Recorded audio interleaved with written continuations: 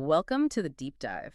So if you've ever felt that disconnect between the glossy mission statement on the wall and the, let's say, chaotic reality of a Tuesday afternoon meeting, then you already know what we're talking about today, organizational culture. It's often treated as this, fuzzy, abstract idea. Right. It's treated like a vibe, not a system.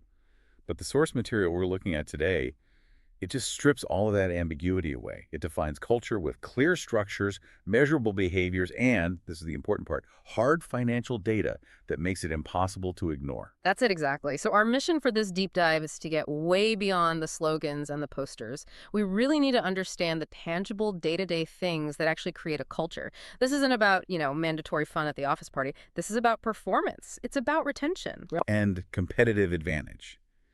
And if we just start with the core definition, you see how big this is. Organizational culture is that shared set of values, beliefs, behaviors. It's the stuff that shapes how people interact, how they make decisions. It's basically what happens when the boss isn't in the room. It's what is lived, not what's just written down somewhere. And the reason every leader, every manager should care is, well, it's immediate. We see data right from the start, like from SHRM making this huge claim. Companies with strong culture see 4 times higher revenue growth. 4 times. And 30% better employee retention. When you see numbers like that, culture stops being a footnote and it becomes a line item on the profit and loss statement. So, okay, let's unpack this then. If culture isn't a poster on the wall, what are its actual moving parts? What are the mechanisms that bring it to life? Well, the sources outline 5 core elements. Think of them as the DNA of an organization. It starts with shared values. Right, the fundamental beliefs that supposedly guide decisions. Supposedly, yes. But what really gives it teeth are the behavioral norms. Behavioral norms. I find that's always where the real story is. Absolutely. They're the unwritten rules of how work actually gets done. So your company value might be collaboration, right? But if the norm is that you only get promoted by hoarding information, then the value's basically meaningless. It's the small stuff, too. The meeting starts at 9:00. Does that mean be there at 8:55 with coffee? Or is it okay to roll in at 9:05? Those are the real rules. That is such a powerful distinction. The norms really do define the daily experience. They do. And the next element builds on that. Symbols and rituals. These are things like the weekly all-hands meeting, recognition ceremonies, or even just how a CEO publicly admits a mistake. These things make the culture visible. Okay. And the last 2 are communication patterns. So how information actually flows, and then, of course, recognition and rewards, what actually gets celebrated. Because what gets rewarded gets done. Exactly. If you only reward results, no matter how people got them, well, that's your culture right there. And to help you structure all of this, organizational psychology gives us a really useful idea. 4 main blueprints for culture. Understanding these is it's crucial for figuring out where your organization is now and where you want it to go. So these are like archetypes to help us benchmark things. Okay, let's start with the one that's all about collaboration and, feeling like a team. That would be the clan culture. It's heavily focused on people, on teamwork. The whole vibe is very family-like, with lots of mentorship and consensus building. I can see that in nonprofits, maybe some healthcare settings. You're spot on. Nonprofits, healthcare, small startups. The upside is huge loyalty. The risk, low accountability, and nobody wants to challenge the group. Okay, so let's swing to the complete opposite end of the spectrum, the one that's all about speed and change. That's the adhocracy culture. It is all about innovation, risk-taking, agility. It's entrepreneurial. It's fast. The classic tech startup mold. Precisely. Tech companies, R&D labs. The benefit is, of course, rapid innovation. But the trade-off is often instability, burnout, and just a total lack of process. Then you have the one focused completely on the outside world, on winning, the market culture. Correct. The market culture is relentless about results, achievement, and beating the competition. It's very performance-driven, very external. Sales organizations, I'm guessing? Sales, financial services, consumer goods. The advantage is clear, measurable performance.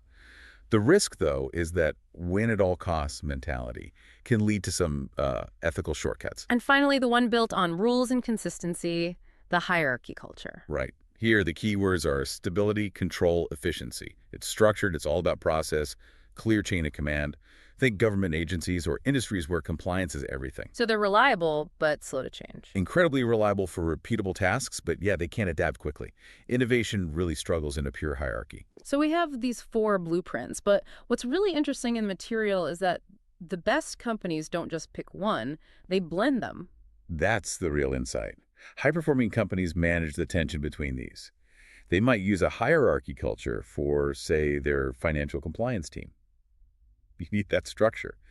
But they'll foster an adhocracy culture in their product development team to stay agile. But how do you handle the conflict? When the market culture's drive for results clashes with the clan culture's need to take care of people. It comes down to alignment and transparency. Leaders have to explicitly communicate why different standards exist in different areas. You explain that the accounting department's rigid structure prevents legal risk, which then provides the stability for R&D to go and be creative. The blend only works if the context is clear. This leads us right into the measurable business impact. Because this isn't just theory, this is hard data that affects the bottom line. The stats are just, well, they're compelling. For overall financial performance, Gallup found that companies with highly engaged cultures outperform their competitors by 202%. 202%. That's not just a marginal gain, that's a total transformation. What's driving a gap that big? It's a few things, but it starts with just the cost of getting and keeping people. When you're recruiting, 77% of candidates are looking at your culture before they even apply. Wow. So a strong culture can cut your hiring costs in half. Just because people want to work for you, you're attracting talent instead of constantly chasing it. And once you have them, a good culture makes them stay. Absolutely. A strong culture reduces voluntary turnover by 48%. I mean, think about that. If your competitor is churning through half their staff every couple of years and you're not, that's a massive advantage. And here's a really specific one. Employees who feel recognized are 31% less likely to leave. Just from being appreciated. Yes. Simple, consistent appreciation. It's a huge lever. And that flows directly into productivity. Engaged cultures are 17% more productive because people are, focused on the work, not on office politics or their next job search. And for innovation, psychological safety is everything. McKinsey's data shows innovation increases threefold in cultures where people feel safe. It's a direct line between the environment you create and the quality of your output, which really raises the question, what do these high-performing cultures actually look like day to day? And the sources give us a kind of checklist of 10 characteristics. Let's focus on a couple that really separate the best from the rest. The first has to be purpose-driven alignment. It's not enough to have a mission statement. You have to connect what an individual is doing directly to the company's big goals. If your team can't see how their to-do list connects to the overall mission, then that purpose is just a plaque on the wall. It has no meaning. Right. And the second one, which gets overlooked all the time, is the frequency of meaningful recognition. The sources are so clear on this. Recognition cannot be an annual bonus. It has to be continuous. Yeah. The data says employees recognized weekly are 44% more engaged. 44%. It has to be a daily habit. And underpinning all of this, especially innovation, is trust and psychological safety. We hear that term a lot, but what does it really mean in practice? It's the belief that you won't be punished or humiliated for speaking up, for sharing an idea, a concern, or even for making a mistake. On a safe team, people know they can take a calculated risk because failure is a learning opportunity, not a career ender. Without that, creativity just vanishes. But you have to balance that safety, right? Otherwise, you just get complacency. Exactly. It must be paired with performance accountability. High-performing cultures have clear expectations and continuous constructive feedback. It's supportive, but it's also rigorous.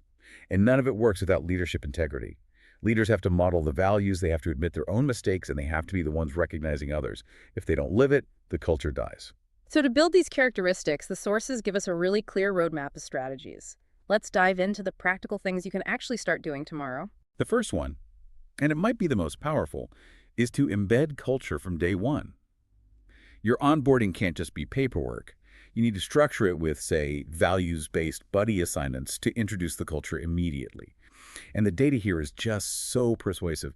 Structured onboarding leads to 70% faster time to productivity. 70%. And 50% better new hire retention. You're teaching them how to be in the culture, not just how to use the software. That's a massive return for just focusing on those first 90 days. Second, you have to make recognition a daily habit. You need simple peer-to-peer systems that tie back to specific company values. Don't just say thanks. Say, thanks for demonstrating our value of ownership when you stayed late.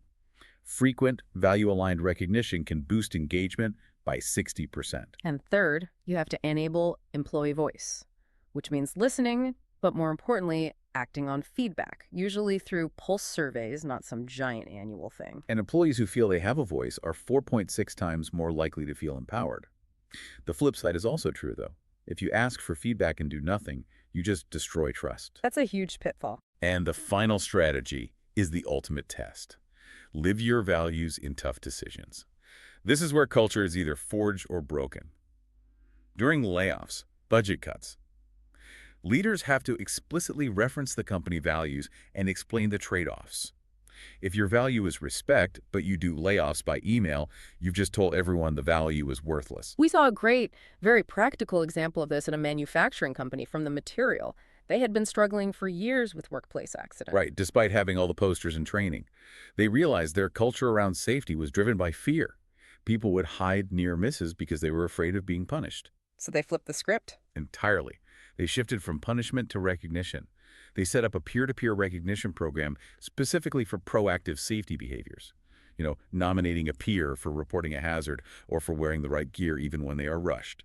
So they weren't rewarding the absence of an accident. They were rewarding the actual behavior that prevents one. Precisely. And they tracked it. The result, a 40% decrease in accidents in 1 year and a 5-fold increase in safety recognition. It fundamentally changed the norm from hide problems to reinforce good behavior. So we've covered the what and the how, but now the critical question.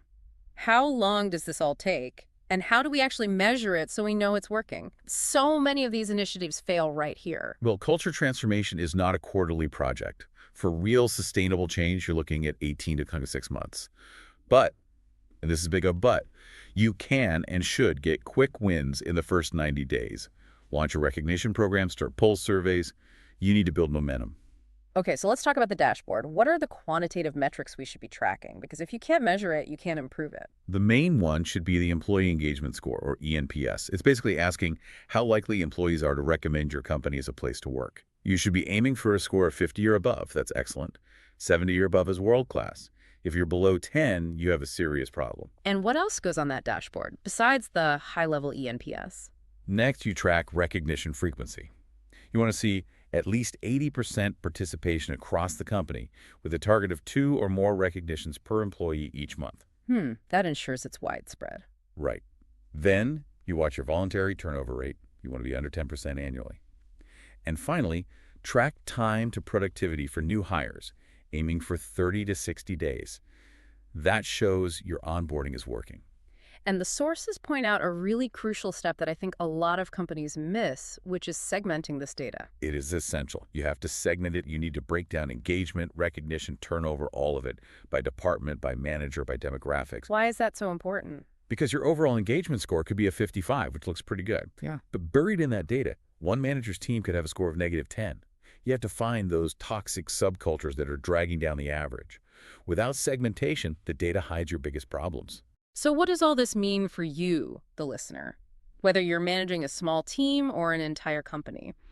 This deep dive really shows that culture isn't theory. It's a strategic, measurable roadmap. The main takeaway is that culture is defined by daily actions, not by words on a poster. It's measurable through things like retention and revenue. And success really requires you to relentlessly reinforce your values, especially through frequent recognition and accountable leadership. And the 4 types give you a lens, but the real work is in managing the tension between them. Exactly. And as you think about your own workplace, we want to leave you with a final thought, one that really gets to the heart of the material. Culture is tested most when things are difficult. During layoffs, a crisis, a big strategic change. So if your culture truly matters, you have to ask yourself this question. If my company had to make a painful decision tomorrow, would the actions we take, not the words we say, align perfectly with the values posted on the wall? That alignment, at the end of the day, is the ultimate measure of integrity.